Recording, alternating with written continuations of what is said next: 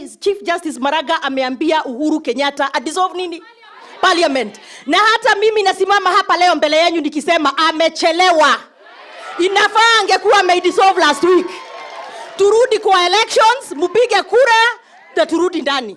But pia mkipiga kura na msipatia wa mama wetu bado will continue with the same problem. So you are the solution to the problems that are bedeviling Kenya. Wakaona Hasla amebeba ground. Ground ishaenda. Sasa wakakuja na story nyingine ya ujinga ati sijui kuna deep state na system. Mimi nikasema in 202 mlikuwa mmezaliwa. Sasa mnajua president of Kenya alikuwa nani? Alikuwa President Moi. Yani hatujakuwa na power ingine kama hiyo, real power. Si mnajua? Na akachagua alitaka nani awe president round hiyo? Uhuru alipata hakupata?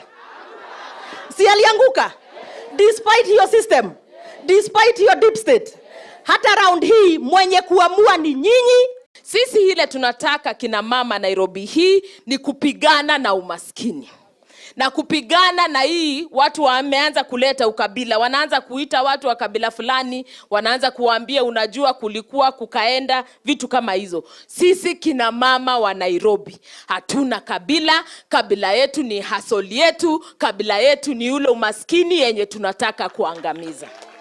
Na ndio to make our statement lazima tushikilie mtoto wa maskini. Ndio tupe hawa cool kids wajue sisi maskini pia watoto wa maskini wana sauti. Ile hasoli yako yenye inakupatia chakula jioni, hiyo ndio kabila yako. Kwa sababu mahali tunaishi tuko majirani na kila mtu kabila tofauti. Chumvi kiisha unaenda unaomba kwa mtu mwingine mwenye haujui kabila yake.